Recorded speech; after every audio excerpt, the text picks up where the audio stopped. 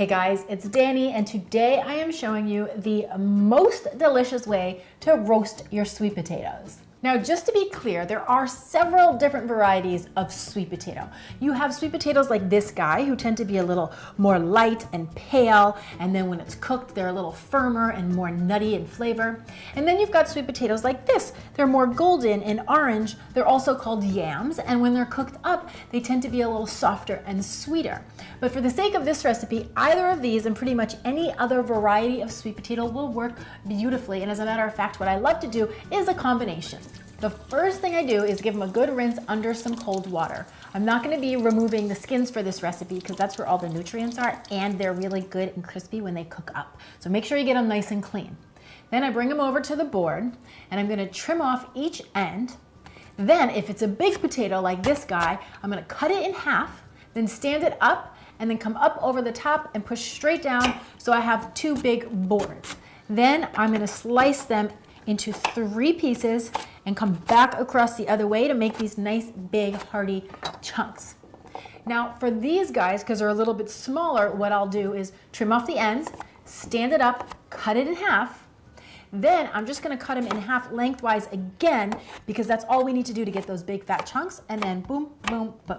Then I'm just going to get my potatoes onto a rimmed baking sheet. And whenever I do high roasted recipes like this one, I always use my old baking sheets, just like this. Then drizzle it with a little bit of olive oil, season with salt, pepper, and a sprinkle of garlic powder. Gently toss that together with your hands, making sure that all of the potatoes have a nice light coating of the oil and the spices. And just make sure that you have enough space between the potatoes, because when you're roasting, you want to get that golden caramelized flavor. And if everything's too close and squished together, it's going to end up steaming and it's not going to work. And then I'm going to transfer this into a 425-degree oven for about 12 to 15 minutes on the first side. Then you get them all crispy golden brown, flip them over and pop them back in just for another 5 to 8 minutes until they're tender and golden. And then when they come out, you are going to have these toasty, crispy, golden, beautiful roasted sweet potatoes that are nice and tender on the inside.